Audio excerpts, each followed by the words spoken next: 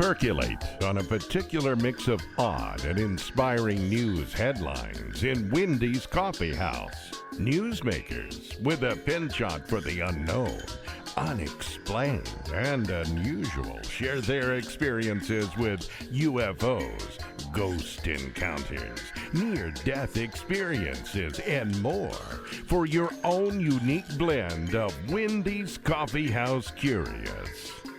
And now, here's Wendy. It was a busy news week. Tons of stuff happening. A lot of it in the health sector. And I don't know. Did you see Bigfoot? We're going to see Bigfoot. A woman in Idaho. Just because I'm doing the show. The show with Krsanna Duran coming up a little bit later. She's going to talk about ultraterrestrial time travelers. This is fascinating. But one of the other themes and things that she also follows up on is Bigfoot. So I guess it's not a coincidence, according to we've interviewed him before, Bernard Beitman. It's synchronicity. And that little sighting in northern Idaho, she said she crashed into a deer because she was distracted by a Sasquatch in her rearview mirror. And it's just this week when this happened. Apparently she was seeing the Sasquatch, Bigfoot, chasing deer on the side of the road. So she was checking one of her mirrors to take a second look. And she said this being was 7 to 8 foot tall, shaggy. And then she looked in front of her, and the deer ran right in front of her, and that was it. So, which would have meant she would have been stopped there with Bigfoot. Apparently Bigfoot ran off, which is, that would be a little bit disconcerting, knowing that you just sighted Bigfoot, and then your car, you're crashed. That's what I assume. Anyway, so that's her story. She's sticking to it. The other amazing sighting that, if it is true, brings a whole new, this was supposed to be extinct. The Tasmania, this is that tiger that has the stripes on it. The Tasmanian tiger supposedly has been spotted by one of the park rangers, and then a local, an Aboriginal local, saw this. They call it the moonlight tiger. And they say they're curious. If you're not moving and not making a noise, they'll come pretty much close up to you and then just, kind of check you out and trot off. And this is in Queensland, Australia. So that is such an amazing looking animal anyway. And the last one, they have that, you see that picture everywhere. This is the very last one ever to be seen in a zoo in Tasmania. So anyway, that one looks fantastic, and they're trying to figure out if that's okay. Switching from animals to people, have you seen The Matrix? Or you know about The Matrix? And this is titled, Your Animal Life is Over, Machine Life Has Begun. We're almost there. This is where you're lying on the operating table. You have full consciousness.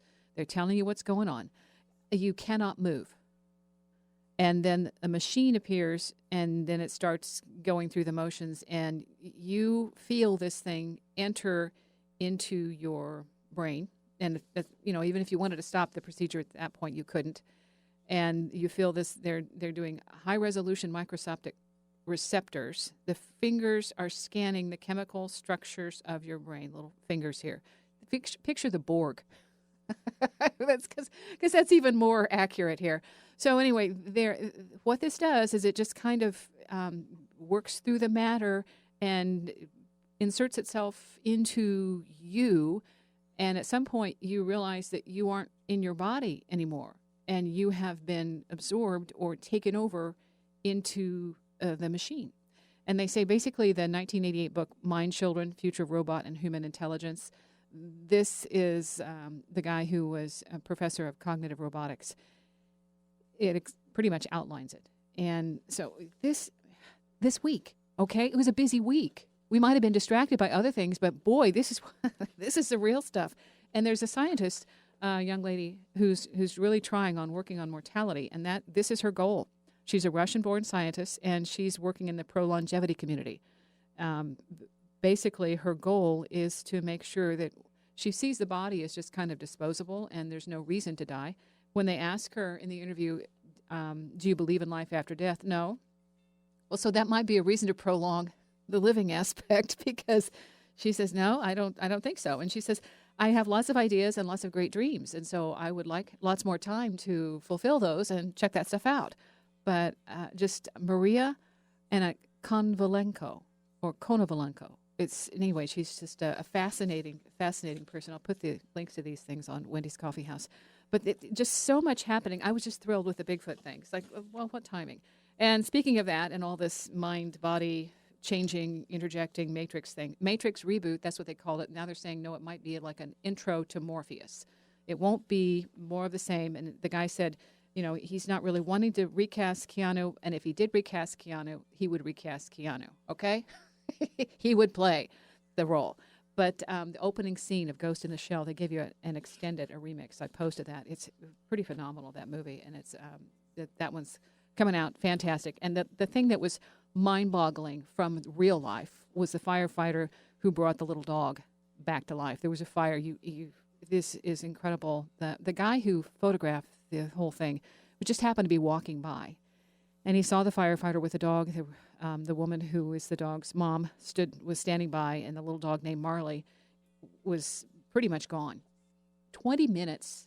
That's what they said. 20 minutes working on the dog, and the guy who's the photographer said, I just watched it come back to life.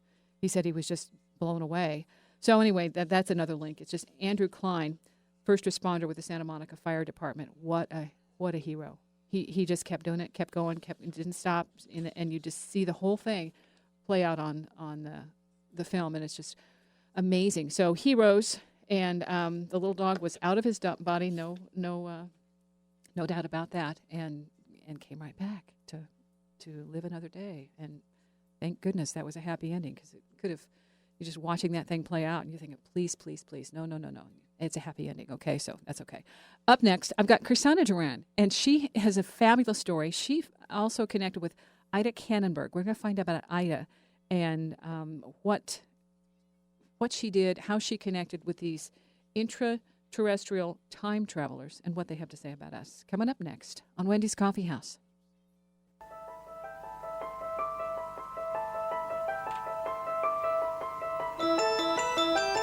All right. We're going to shift gears here and talk with Krsanna Duran. This is a fantastic story. Anybody who's had anything like a contact experience, or interested in contact, or interested in time travel, or just things that you don't normally talk about with anybody else because you don't want them to think you're too off the deep end. Well, fine. Tonight's the night. Krsanna, hey, thank you. This is fascinating stuff. I'm glad we're having a chance to talk about it. Thank you very much for having me on. Now, we're going to start with Ida Kannenberg, but first, a little background on yourself, because when you met Ida, that was the cool thing, that you two had a lot in common. That's right. Let's see. Ida was born in 1914, and I was born in 1948. So she was a lot older than me. She had her first UFO contact in 1940, which was 8 years before I was born. Mm-hmm. But completely independently in my own life, I had UFO contact. I had a major face-to-face contact in 1963 when I was 15 years old. And then it unfolded slowly over decades. And then Ida and I met in 1990. She lived in Oregon. I lived in Seattle at the time. And we soon realized we were talking to the same time travelers. See, that's what's fascinating. Yes, it fascinated us, too. Well, okay. First, the 15, when you were 15, you said it was a major event. What happened? Yes. Well, what happened is I lived in Oklahoma City. I had been born in Bethany, Oklahoma, where my parents were Nazarene ministerial students. I had grown up I had never heard of any religion other than Christianity and Judaism. I had no background. I think I had heard of a UFO, but I couldn't even imagine it. And in August of that year, a couple of weeks before school started, I was walking to the store at dusk, which was around 8 o'clock at night. It was just getting, beginning to get dark. And I saw a really brilliant white, yellow gold light moving very low, it looked to me like it was close to the housetops. Mm-hmm. And I thought, I couldn't imagine, I'd never seen anything like that. And I thought, could that be a helicopter? Why would they have a helicopter in my neighborhood? I mean, it was totally suburban. And as I was watching, it made a turn and began to move towards me at about a 45-degree angle, at which point I thought, my God, it's coming towards me. And I turned around to run back home, and I was paralyzed. I was picked up in a beam of light. It was super hot. We were in a heat wave. And when I came to, I was just wet, from the effort to run and to scream, and I couldn't scream. And there was a man standing next to me. He was just an ordinary-looking man. He wasn't very tall. He was probably between 5'7" and 5'10", mm-hmm. and he looked into my eyes, and he rubbed my forehead, and I knew he was not going to hurt me. And after so I began to regain some composure at that point. And after a short while, I was led up a ramp to a little circular room where he was sitting, and he talked to me. And I didn't notice that his lips weren't moving when he talked to me. Mm. I mean, when someone talks to you, you just pay attention to what they're saying. Much later, it dawned on me his lips had not been moving. He was talking to me telepathically. Mm. And he talked about my life. He gave me two very, very important messages. One message was, you had lived many lives before, and you will live many more in the future. And then he told me to remember the love I had felt as a child when I used to serve tea to everybody in the world when I was 4 years old. And then there was some conversation going on, but at one point he laughed, and he said, well, we're going to take you with us. I said, no, you can't take me with you. My parents will be really upset. And at that point, shortly after that, I was suddenly standing in the yard of a vacant house 2 doors from my home, and I heard a whooshing sound like choo, mm-hmm. choo, and I looked up, and this black circular craft was rising over the backyard of that house. I ran home, and by that time it was totally dark. It was after 10 o'clock at night, so I had been with them approximately 2 hours. Mm-hmm. And it was always a conscious experience. I remembered it from the beginning. Yeah. I also knew that if I told anyone, the last person in the world I would tell was my mother. She would have just panicked. So I did not say a word to her. And I decided I just didn't want the criticism. I just didn't want to be that girl. When right. you're 15, you want to be popular. You don't want to be that girl who hangs out with UFOs, yeah, the right? Weird one. Mm-hmm. But I always remembered it. And the next morning, I realized that really happened. And I thought, I just won't talk about it. School will be starting soon. All's well that ends well, right? I mean, I'm home, I'm safe, everything's good. And over time, I forgot. It just left my memory. See, that's what's so mind-boggling, because that's not uncommon. People who have these experiences, it's like, okay, you reconcile everything, put the pieces back together. Your worldview has been shattered, but okay, life is still normal. They're gone now. And so you forgot until when? 1980, they came back. And when they came back, it was in a big way. I was living in Northern California at the time in Humboldt County. I lived in a geodesic dome in the redwoods. It was just gorgeous. Mm-hmm. And I worked in Eureka, and one night we were driving home on Highway 101, and my boyfriend said, "There's a UFO following us." And I said, "Oh, yeah, right." Mm-hmm. And he said, "No, look." And it looked like it was almost parallel with our car on the driver's side. But, appearances can be deceptive, right? Yeah. I said, "That is the moon." Oh, okay. Well, that's kind of stretching it. Okay, that's the moon. And he said, "Well, if that's the moon, why did it just blink off?" Okay, there. See? And I said, "What do you mean, blink off?" And I looked, and it was just gone. I said, "Oh, my God, maybe it is a UFO." And so we got home.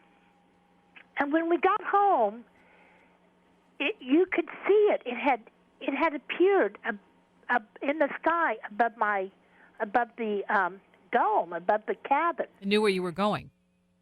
Yes, It did. And my boyfriend was an engineer, and he was really adventurous. And at which point I freaked out. I really freaked out. I ran in the house, and I said, "Get in here right now. You don't want to be talking to a bunch of UFOs." Right?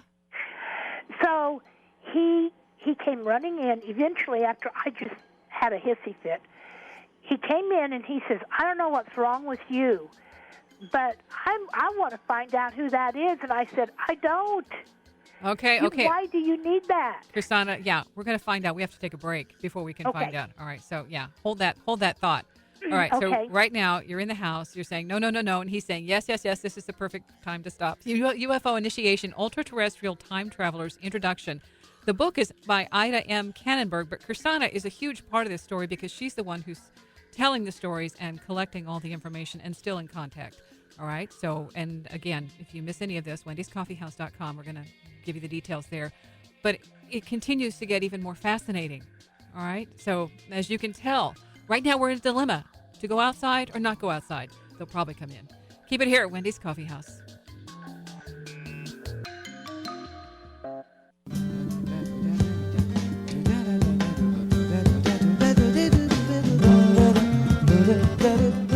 Wendy's Coffee House, KCMO Talk Radio. My guest, Krsanna Duran, and we were right in the middle of the part where the UFO had been sighted. It was determined it was not the moon outside the car, and then we pulled up to the geodesic dome, where that is the house in the middle of somewhere in Eureka, California, and your boyfriend is saying, "Let's meet him," and you're saying, "No." So, what happens? So what happened at that point is he conceded, and he came in, and he did not talk about that UFO for several days. And then after about 3 days, he said, "You know what?" He had put a stick in the yard aligned with that object that had been in the sky, and he'd been watching it every day, and he said, "It has not moved for 3 days." Oh, okay. Everything else moved. But not that object. So what then began is a long and complicated story that would need a lot of explanation. But that was a turning point. That was a major turning point in my life. each of these contacts was a major turning point because in 1963, I got interested in reincarnation in past lives. Mm-hmm. And I studied them, worked with them for 20 years after that. Then in 1980, I suddenly decided I had to move back to L.A., and I did. And it was in L.A., which, by the way, was a major turning point, because I had moved to Northern California, living in the woods as a complete way of life. And suddenly, I decided to move back to L.A., and in L.A., I had several other experiences. One of them was I had never heard of channeling. Mm-hmm. I mean, I still had very little, very tiny little bit of knowledge of metaphysics. I simply didn't know it. I had never been involved with it. Mm-hmm. You know, metaphysics as a philosophical practice, I just was ignorant. And I had never heard of channeling. And a friend of mine invited me to come over to hear a channel. He wouldn't even tell me what it was. He said, "You just have to come over. I have a surprise for you. You're going to be really, really interested in this." So I said, okay. We went over, and it was Daryl Anka channeling Bashar. Oh, wow. And it was in 1984. Yeah. That was one of the first, that's right when Bashar had started channeling. Well, I hit it off with Bashar. I don't know if you're familiar with Bashar or not. It sounds like you are. Yes, I'm familiar, yeah. And, yeah, that was at the early days. That was in the very early days. It would only be like 20 people on a Sunday afternoon at Steve Murrell's home in, I think it was Thousand Oaks, California. And Bashar, well, they started talking to me telepathically. It's just that simple. It's just that simple. It really is. And when that started, I was working at a friend's house. My husband and I were helping a friend put in a new lawn. So it was hot and sweaty and lots of digging. And they said, if you want to see us, we will be in Northern California this weekend. Well, long story short, I did not tell my husband. I did not tell my husband why I had to suddenly go camping, but he agreed to take me camping. Mm-hmm. And we went to Lake Casitas, and it was September 14th, 1985. That date is burned in my memory. And we were with 9 people. There were 9 people present. One was a baby, so, you know, you could say 8 people. And a starter. Right, and it's 8 people and a starter. That's right. Uh-huh. And this huge triangular craft came down directly over us. And, well, this is after it zipped around in the sky. It zipped from the one end of the sky, let's call the vault, you know, that you observe in the horizon. It zipped from one side to the next in a split second. And then it was over us. And it was hovering like 200 to 300 feet above our heads. We all saw it, except one guy. One man did not see it. And that is also very common, where you will have a number of people see a UFO, but there will be someone who just cannot see it. And so we had one guy who did not see it. And it's 2 or 3 feet, 300 feet above your head, above everybody. Above everybody. Okay. It was huge. Wow. And it hovered for an instant, and then it made a whooshing sound like a vacuum, like a very quiet vacuum cleaner. Mm-hmm. You know, it's like a vacuum of some kind. and it goes, phew, and then it pulled away and went up into the sky. And by that time, I had been seeing Bashar for like 9 months, and I had no fear. And anyway, I just had no fear. I had a lot of curiosity, especially because they had told me they were going to be there. Yeah, you had a preset. Okay, so this is the ETs, the time travelers, how do you refer to them? Well, Bashar is a time traveler. He is a human hybrid and a time traveler, and they very far into their future, they go out into the galaxy, and they resettle on a planet near Orion that they call Essassani. But they are literally ultraterrestrials. They start out as humans, just like us, and they stay here for, I can't tell you how long they stay here. But I would say it's at least 400 years, because I still have communication with these ultraterrestrials.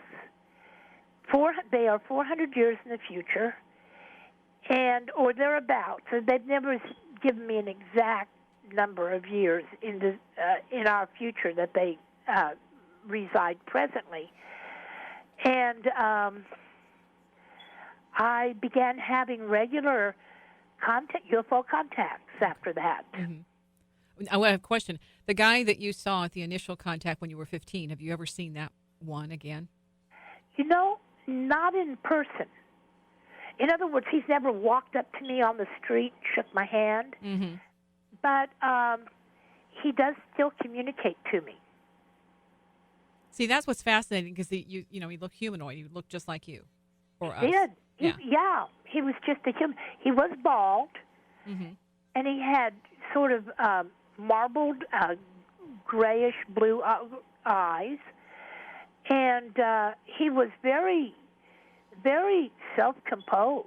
I mean, he just simply was very self-composed.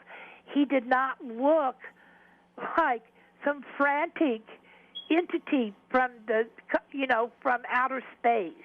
I'm picturing Jean-Luc Picard. It sort of, except Jean-Luc Picard was taller, and this guy was not all that tall. Well, that's okay. Yeah, he was like that, and he, like I said, in the beginning, I had no idea that our communication was telepathic. Yeah. I just assumed we were talking. And it was later I realized, my God, his lips never moved. And he seemed to know everything I was thinking. Mm-hmm. So that is who I met. Okay. And, so then that takes me back to 1985. And then I began to have really very major contacts, very, very major.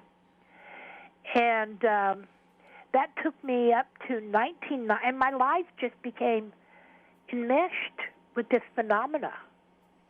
Okay, so did you keep working? Oh, yeah. All right. Yes, I did. I was working, let's see. Yeah, I was working for Crocker Bank doing desktop publishing. Well, okay, that helps. That helps.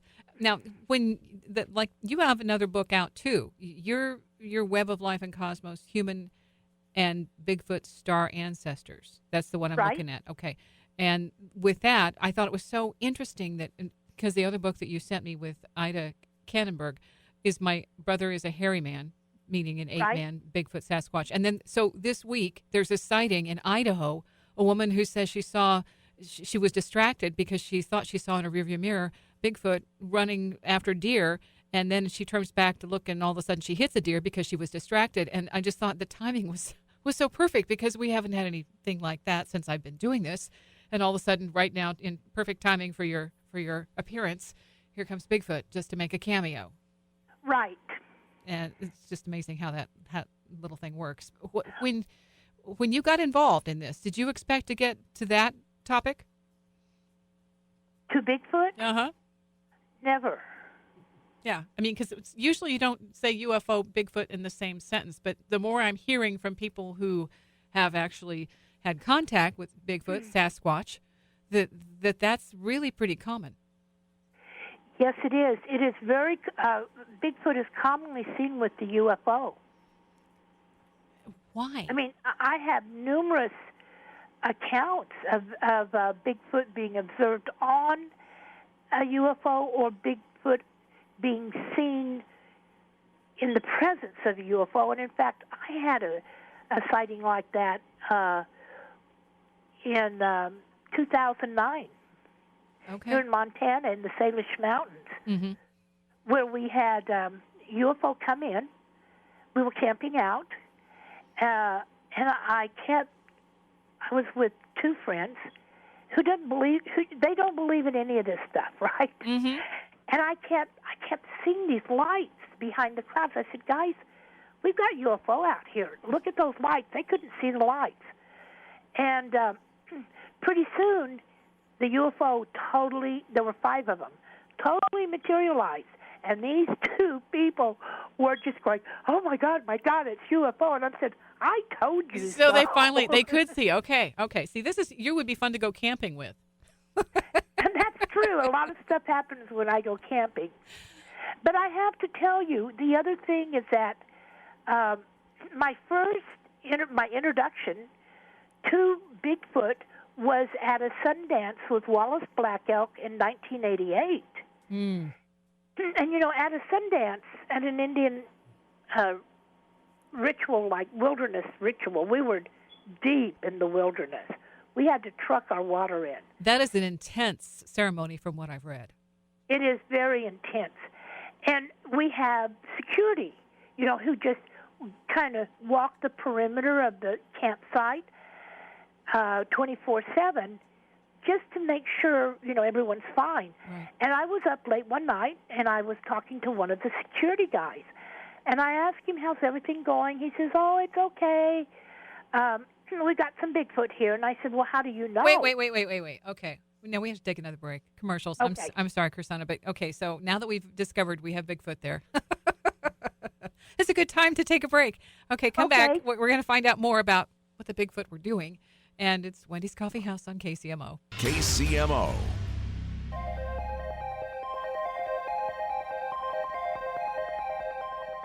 Wendy's Coffee House on KCMO. I'm talking with my guest, Krsanna Duran, and if you would like to find out more about her, you can do the allstarroundup.com. That's her website.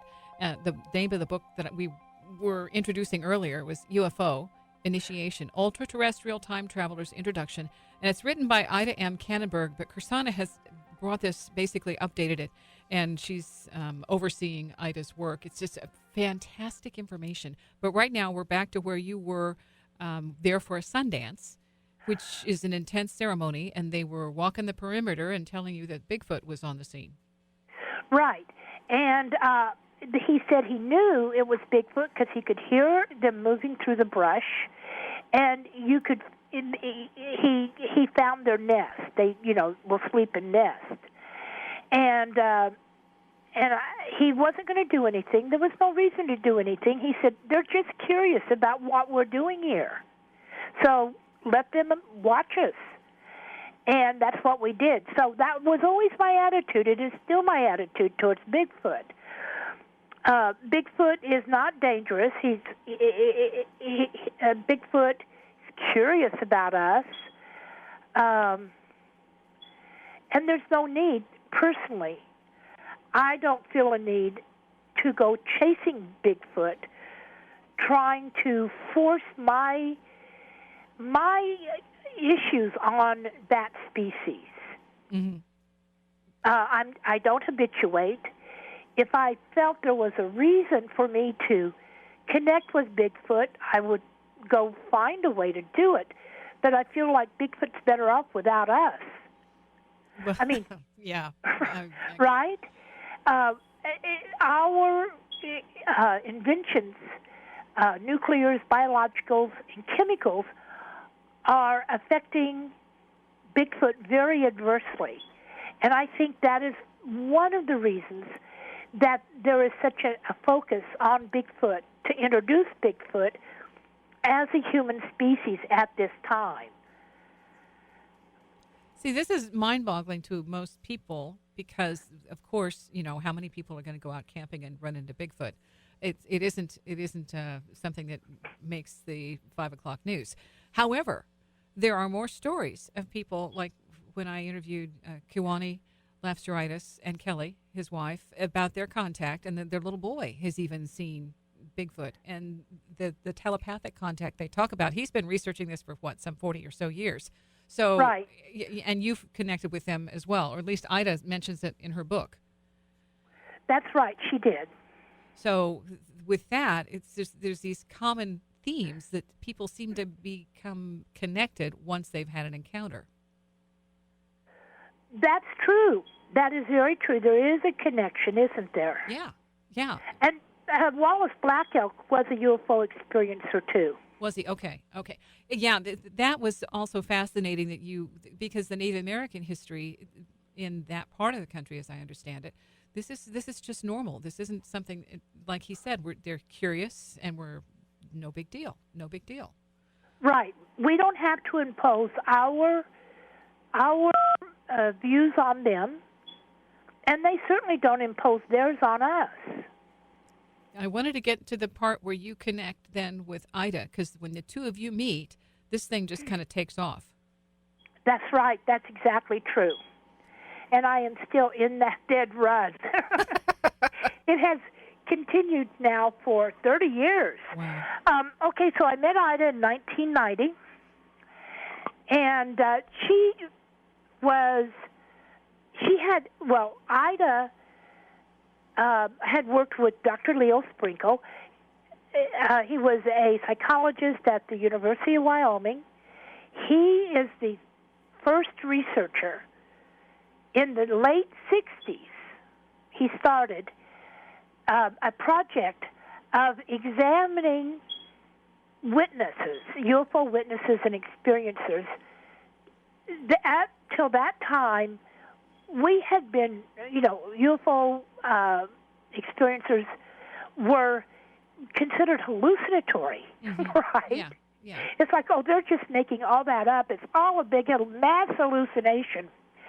And so Leo Sprinkle in the late 60s did a battery of standard tests with a group. I can't remember how. It may have been 200 people, but it may not have been that large. But I think it was pretty large. To determine their psychological functioning, he did a whole battery of tests on them. And he found that as a group, they have, UFO experiencers have normal psychological functions and tend towards high creativity and high IQs. Interesting, huh? That's helpful. And Ida had started working with him. She was one of his early people. He did regressions with her. Her regression with Dr. Sprinkle is in that book, UFO Initiation. Yeah, at the beginning. And after that, she worked with him the rest of her life. She gave him the funding for the first UFO conference for UFO experiencers. At the Rocky Mountain UFO Conference was the first experiencer-oriented conference in the United States, in the world, actually. Mm-hmm. And that started in 1980. I believe it was 1980. And when Dr. Sprinkle did it at the University of Wyoming until he retired in 1992, I believe. And at that point, he gave Ida a Lifetime Achievement Award. Now, here's what's interesting. neither Ida nor Dr. Sprinkle told me the details. Like, Ida never told me that Dr. Sprinkle had given her a lifetime award or that she had provided the funding for the first conference. Dr. Sprinkle told me these things. Ida was very quiet, very serious, and very reliable. And she had really carried, because when the time travelers started talking to her in the 60s, it had been really traumatic. The response from her environment, her family and acquaintances, had been really traumatic for her. Mm-hmm. And she never really talked about that or told me what, her contributions to focusing UFO investigations on UFO contactees instead of, because prior to that, almost all the investigations were based on quote-unquote objective investigators who had no UFO experience. Okay. Zero. Krsanna, we're going to have to wrap up here. So okay. The one thing I did want to, from the book, there's one little section here about, one of the reasons that they're here, and they say, be not fearful, we come as friends. We seek to collaborate with those who wish to benefit all mankind. And this is we have to quit. But I thought, well, okay, that's a good place to stop. So for people to contact you, allstarroundup.com is your website. Yes. Okay. And the books that we were talking about tonight that we referred to, My Brother's a Hairy Man, I'm going to talk with you again in a future interview. And then the other one, UFO Initiation, Ultraterrestrial Time Travelers Introduction, Ida M. Kannenberg, absolutely fascinating. You won't be able to put it down. And you may want to go camping. Yes. Yes. And you definitely want to go camping with Krsanna, okay? Because she knows where they are, and if she doesn't, then they come find her. Thank you, Krsanna. Thank you so much for talking with us tonight. It's a pleasure, and thank you. And if you're listening, check out wendyscoffeehouse.com. We'll put the links and all that in case you missed it. But yeah, stay curious. There's a whole lot of good stuff out there waiting for you to wake up. See ya.